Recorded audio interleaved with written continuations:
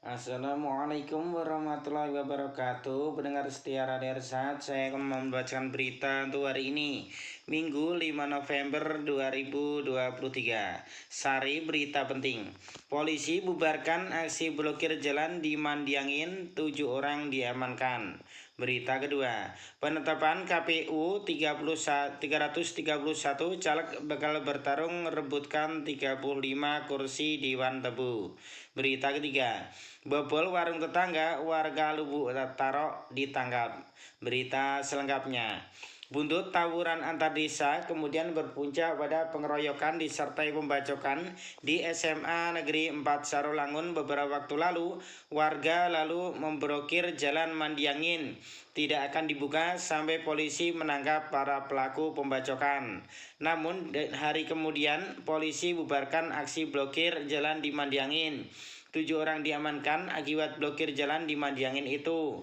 Adapun kronologi kejadiannya diketahui pada hari Jumat tanggal 3 November 2023 sekitar pukul 16:45 waktu Indonesia Barat, masyarakat desa Mandiangin yang berjumlah kurang lebih 70 orang itu melakukan aksi pemblokiran jalan di depan kantor camat Mandiangin. Namun setelah adanya negosiasi oleh Kasat Intelkam Polres Sarolangun, aksi pemblokiran jalan tersebut dapat dihentikan. Adapun kronologi kejadiannya diketahui pada hari Jumat tanggal 3 November 2023 sekitar pukul 16:45 waktu Indonesia Barat atau pukul 5:04 sore, masyarakat desa Mandiangin yang berjumlah kurang lebih 70 orang itu melakukan aksi pemblokiran jalan di depan kantor camat Mandiangin. Hanya saja sekitar pukul 22:30 waktu Indonesia Barat, masyarakat desa Mandiangin kembali melakukan aksi pemblokiran jalan di Jalan Bangunan Nasional desa Mandiangin menggunakan kayu dan ban bekas yang dilintangkan di tengah jalan.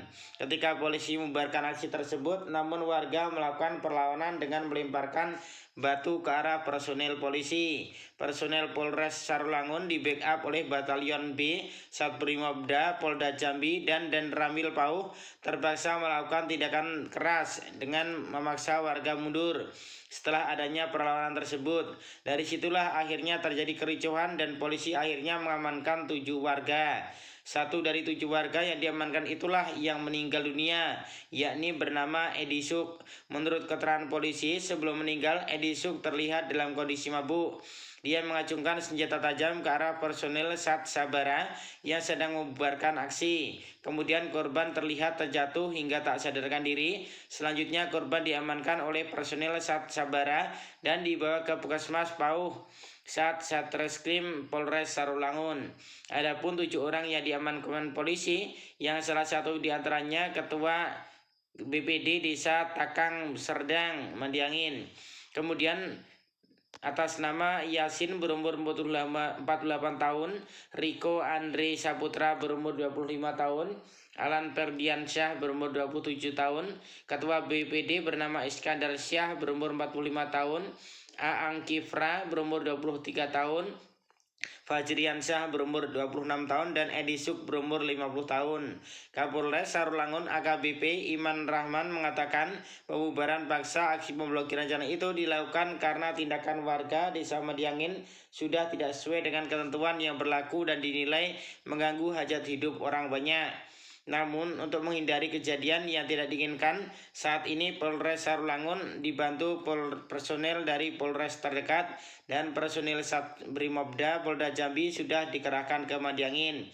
Selain menjaga situasi supaya kondusif, para personel tersebut juga disiagakan untuk mengantisipasi kemungkinan rusuh di masa yang dilakukan oleh masyarakat desa Mandiangin, dampak dari adanya salah satu warga yang meninggal dunia. Namun dari kejadian tersebut bisa dibilang masalah belum selesai. Sumber berita Jambi Independen. Berita kedua, Komisi Pemilihan Umum KPU Kabupaten Tebo mengadakan rapat pada hari Rabu tanggal 3 November 2023 akhirnya resmi menetapkan DCT daftar calon tetap bahwa ada 331 calon anggota legislatif yang akan bertarung dalam pemilihan umum legislatif Pileg besok yang akan bertarung memperebutkan 35 kursi yang ada di DPRD Tebo. Elan Rainward, anggota di KPU Kabupaten Tebo, Divisi Hukum dan pengawasan ketika dikonfirmasi membenarkan 331 caleg bakal bertarung rebutkan 35 kursi Dewan Tebu. Dia menjelaskan 331 caleg yang bertarung tersebut dari 14 partai politik parpol yang ada di Kabupaten Tebu dari total 18 parpol. Seluruh caleg tersebut tersebar di 4 daerah pemilihan dapil yang sudah ditetapkan oleh KPU Kabupaten Tebu. Dapil 1 sebanyak 9 kursi terdiri dari Kecamatan Tebu Tengah, Sumai, dan Ribu Ilir. Dapil 2 sebanyak 8 kursi terdiri dari Kecamatan Tengah Ilir, Tebu Ilir, dan Muaro Tabir. Terang Elan sembari melanjutkan ke Dapil 3 sebanyak 10 kursi terdiri dari Kecamatan Ribujang dan Rimbu Ulu. Untuk Dapil 4 sebanyak 8 kursi terdiri dari Kecamatan Tujuh Koto dan Tujuh Koto Ilir, Tebu Ulu, dan Serai Serumpun. Tutup Elan. Sumber berita Jambi Independen.